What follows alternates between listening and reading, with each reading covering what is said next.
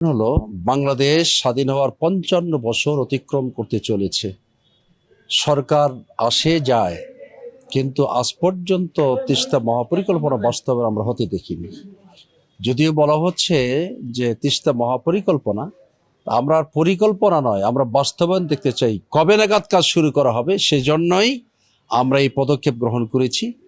Lily premium gold soap 24 carat gold ও multivitamin সমৃদ্ধ, যা ডার্ক স্পট দূর করে বাড়িয়ে তোলে স্কিনের দীপ্তিময় উজ্জ্বলতা। দ্বিতীয় কোশ্চেন এর জবাব হচ্ছে যে গতকালকে 3জন মন্ত্রী পরিষদের সম্মানিত সদস্যবৃন্দ তারা এসেছেন, আমরা এটাকে স্বাগত জানাই। যে আমরা এই মানববন্ধন করছি, এটা হতে পারে যে তারা তার আগেই পরিদর্শন করে গেছেন। আমরা সাধুবাদ জানাই যে আমাদের কারণে বা উত্তরবঙ্গের জনগণের দুর্ভোগ লাঘবের কারণে সরকারের সদিচ্ছা যদি থাকে যে আর কোনো পরিকল্পনা নয়, এই পরিকল্পনা করে অনেক রাজনীতি হয়েছে এই এলাকায়।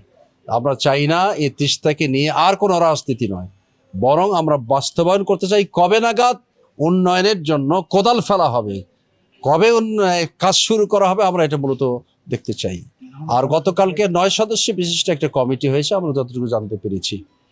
তো আমরা মনে করি যে কাগজে কলমে এই কমিটি সীমাবদ্ধ থাকবে না, বরং অনতিবিলম্বে তিস্তা মহাপরিকল্পনার কাজটি যাতে শুভ উদ্বোধন হয়, এটা আমরা সরকারের দৃষ্টি আকর্ষণ করছি। গত ইন্টারিম সরকারের সময়ে এই বাংলাদেশ এবং চীন সরকারের সাথে একটা খসড়া চুক্তি হয়ে গিয়েছিল।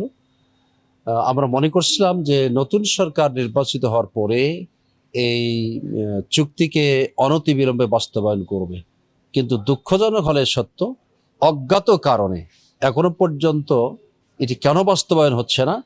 এই জন্য উত্তরাঞ্চলের 2 কোটি মানুষের প্রাণের দাবি হলো যে আমরা অতি দ্রুততম সময়ে আমরা এই পরিকল্পনা বাস্তবায়ন দেখতে চাই।